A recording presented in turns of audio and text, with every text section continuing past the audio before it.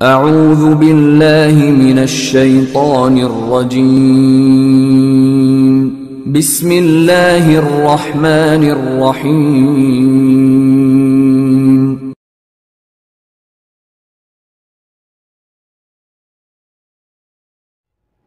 ख़वातीन व हज़रात, अस्सलामु अलैकुम। मैं हूं आपका मेज़बान मोहम्मद फ़ाज़ शमसी। आज एक नए प्रोग्राम के साथ आपके सामने हाज़िर ख़िदमत। आज हमारा मौजू है रियासत मदीना।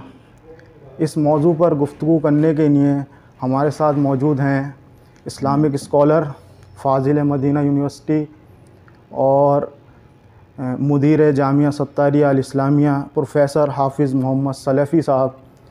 मैं उनसे सवाल करूंगा कि हकीकी रियासत मदीना का तसव्वुर क्या है, इसके बारे थोड़ी वजाहत। बिरादरान इस्लाम, अल्लाह की बेशुमार नेमतों में से एक बड़ी नेमत दीन इस्लाम है। इस दीन ने हमें जानवर से इंसान बनाया और इंसान से मुसलमान बनाया, और मुसलमान होने के बाद मदारिजे दीनिया स्टेप बाय स्टेप सिखाकर मोमिन बनाया। हम देखते हैं कि अरब के वो लोग जो इंतहाई जंगजू और आपस में छोटी छोटी बातों पर कत्ल गारत का मैदान गर्म करने वाले, जब इस्लाम ले आए तो अल्लाह के रसूल सल्लल्लाहु अलैहि वसल्लम ने उनकी तरबियत फरमाई और उन्हें इंसानियत सिखाई। और ये हदीस शरीफ में साबित है कि अल्लाह के रसूल सल्लल्लाहु अलैहि वसल्लम मदीना में आने के बाद एक मुहाजिर जो मक्का से हिजरत करके आया था और एक अंसारी जो मदीना के रहने वाले थे, उनको आपस में मिलाकर मुआखात इस्लामी यानी इस्लामी भाईचारगी का सबक सिखाते हुए फरमाया कि आज से तुम दोनों भाई भाई बन गए हो, लिहाजा भाई का जो हक होता है उसके हिसाब से ज़िंदगी गुजारो। तो हदीस शरीफ में है कि हज़रत साद इब्न रबी अंसारी थे और अब्दुर्रहमान बिन औफ मुहाजिर थे। जब इन दोनों का मिलाप करा दिया गया और हाथ से हाथ मिलाकर कहा कि जाओ भाई भाई इस्लामी भाई बनकर ज़िंदगी गुजारना, तो साद इब्न रबी मस्जिद से बाहर निकले और भाई का हाथ पकड़ा और कहा, सुनिए, अल्लाह के रसूल ने आपको मेरा भाई बना दिया है, लिहाजा मैं आपसे दरख्वास्त करता हूँ कि मेरी दो बीवियाँ हैं, एक को तलाक दे रहा हूँ, इद्दत के बाद आप उससे निकाह कर लेना, इसलिए कि मदीने में आपकी कोई बिरादरी नहीं है और आपने ज़िंदगी गुजारनी है। यहाँ आपको कौन अपनी बेटी देगा, लड़की देगा, लिहाजा मैं कुर्बानी देता हूँ, अपनी एक बीवी को तलाक देकर आपके निकाह में तफवीज़ करता हूँ, आप मुद्दत के बाद, इद्दत के बाद उससे निकाह कर लीजिए, मगर ठहरिए, शादी के बाद आपको मकान की ज़रूरत होगी। मेरे दो मकान हैं, ये लीजिए चाबी एक मकान की, आज से ये मकान आपका है। फिर फरमाया कि ज़िंदगी गुजारने के लिए पैसे की ज़रूरत पड़ती है, आप ठहरिए, मेरे दो बाग हैं खजूरों के, एक बाग मैं आपको अतिया करता हूँ कि आप अपने बाल बच्चों की और ज़राअत की तरवीज के लिए काम करके अपनी मईशत संभालें। सुभान अल्लाह, सुभान अल्लाह।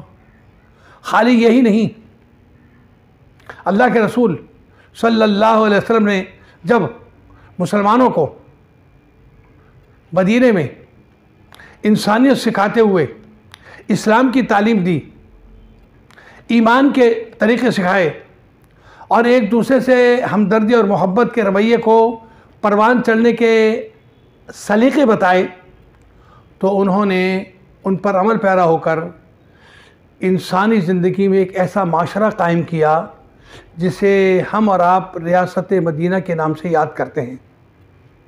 और ये बात तारीख़ में साबित है कि एक बार अल्लाह के रसूल की खिदमत में एक शिकायत आई कि फ़ातिमतुल क़रशिया एक औरत थी, उन्होंने पड़ोसी की कुछ चीज़ें चुरा ली और पकड़ी गई। मुकदमा पेश हुआ तो आपने हुक्म दिया कि इसका हाथ काट दिया जाए। तो कुरैशी ख़ानदान को बहुत बड़ा सदमा लगा। ये तो बड़ा धब्बा है कि कुरैश की ख़ानदान की औरत का चोरी के जुर्म में हाथ काटा जा रहा है। तो उन्होंने अपील करी कि या रसूलल्लाह ऐसा ना कीजिए, इसके बदले में जुर्माना लगा दीजिए, सज़ा दे दीजिए, लेकिन हाथ ना काटिए। तो आपका जवाब था लौ फ़ातिमा बिन्त मोहम्मद सरक़त लक़तअतु यदहा। फ़ातिमा तो क़ुरैशिया ही नहीं, अगर नाऊज़ु बिल्लाह मोहम्मद रसूलुल्लाह की साहबजादी फ़ातिमा भी अगर ऐसा काम करेगी जिसे चोरी कहा जाता है तो उसका भी मैं हाथ काट दूंगा। तो पता चला हकीकी रियासत मदीना प्यार और मोहब्बत के तरीक़ों से परवान चढ़ी थी और इंसाफ के तकाज़ों को पूरा करने के बाद अमन व अमान कायम हुआ था। और सहाबा ने मिलजुल कर जब शरीयत इस्लाम पर अमल पैरा होना शुरू किया और आपस में मेल मोहब्बत बढ़ाई और एक दूसरे के साथ प्यार मोहब्बत के तरीक़े इस्तेमाल करे, और कभी इंसान होने के नाते से लड़ाई झगड़ा हो जाता था तो एक दूसरे को फौरी माफ़ कर देने और दरगुजर करने का रवैया इख्तियार करा। तो ये सारे तरीक़े थे जो हकीकी रियासत मदीना के ख़द्दोख़ाल थे। आज भी अगर हम ईमानदारी के साथ इस्लामी तरीक़े ज़िंदगी को अपनाना चाहते हैं और अपने मुल्क में रियासत मदीना का नमूना बनाना चाहते हैं तो हमें इन प्यार और मोहब्बत के उसूलों पर अमल करके और इंसाफ के तकाज़ों को पुरकार लाकर रियासत मदीना को आज भी तश्कील दिया जा सकता है। आइए, ये शहादत गहे उल्फत में कदम रखना है। लोग आसान समझते हैं मुसलमान होना। अल्लाह रब्बुल आलमीन हमें हकीकी माना में मुसलमान बनने की तौफ़ीक़ अता फ़रमाए। वमा तौफ़ीक़ुना इल्ला बिल्लाह। वस्सलामु अलैकुम वरहमतुल्लाहि वबरकातुहू।